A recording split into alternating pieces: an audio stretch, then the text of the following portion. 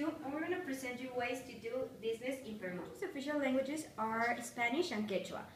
Peruvians normally don't speak English very well, so speaking Spanish is a clear advantage. They usually speak softly, and they raise their voice when they want to make a point. It is like loud and disturbing behaviors, and in restaurants you may keep a conversation quiet and casual. In Peru is usually not overly direct.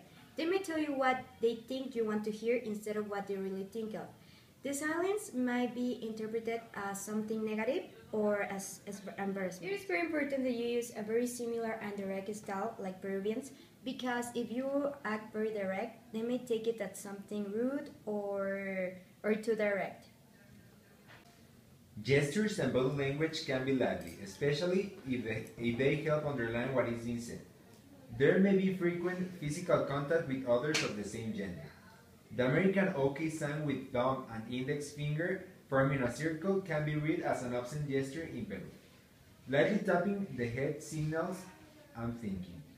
Eye contact should be very frequent, almost to the point of staring. This conveys sincerity and helps build trust. People may converse in close proximity, standing only 2 feet or less apart. Never back away, even if this is much closer than your personal comfort zone allows. Doing so could be read as a sign that you are uncomfortable around them. When negotiating business in Peru, people expect to do things in their way. Peru's culture is generally group-oriented. They are work-oriented people. Build lasting and trusting relationships is important to most Peruvians, who often find it essential to establish strong bonds prior to closing any deals. They like to do business only with people that they know, like, and trust. Establishing productive business cooperation requires a long-term perspective and commitment. Business relationships in this country exist between people, not necessarily between companies. Changing a key contact may require the relationship building process to start over. Establishing personal relationships with others in Peru can create powerful networks and may help you a lot to achieve your business objectives. Personal networks may open doors and solve problems that would otherwise be difficult to master. In Peru's business culture, the respect a person enjoys depends primarily on his or her status, rank, education, and age. Admired personal traits include sincerity, integrity, and sociability. Business may require professional office attire, casual style dress, or a combination of professional and business casual. Formal business attire includes conservative suits, pants, and tops. Men usually wear a tie. Women wear stockings and closed-toe shoes. Casual business attire includes casual, slacks, and tops. Never wear jeans and t-shirts unless told specifically to do so. Giving gifts is a proper etiquette to bring a small gift to your host or hostess, business or home. Some of the more common gifts include wine, sweets, cakes, or chocolates. Avoid anything too large, as this could be seen as a blatant display of wealth, and however generous your Peruvian business acquaintance may be, they may not be able to reciprocate the gesture. They will try to make you as comfortable as possible. Some businesses are closed after a few drinks and social encounters. This is expected, and you should be aware of this custom. Greetings. In Peru, it is considered polite to greet all individuals you come in contact with. Furthermore, if a business meeting takes place, it is imperative to greet everyone, including the serving staff. Expect negotiations to be slow and protracted.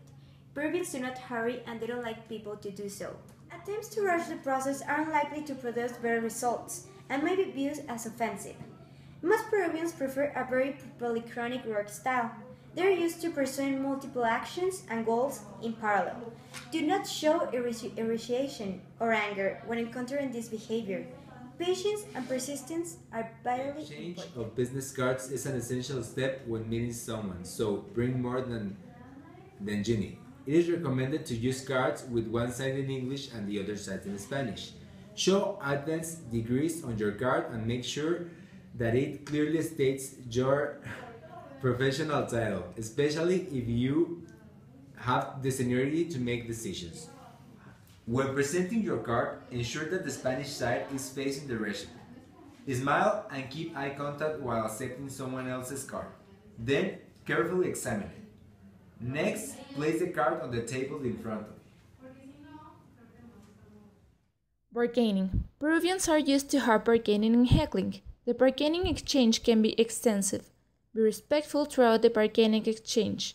Rather than pushing for concessions, it may be better to readdress disagreements in follow-up meetings.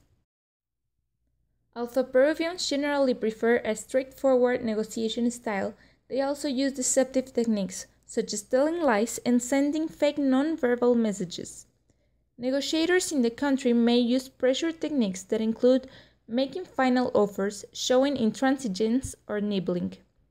Do not use pressure tactics such as applying time pressure or making expiring offers, as these may be taken as signs that you are not willing to build a long-term relationship. Emotional negotiation techniques such as attitudinal bargaining or attempting to make you feel guilty are frequent and can be effective. Corruption and bribery are quite common in Peru's public and private sectors.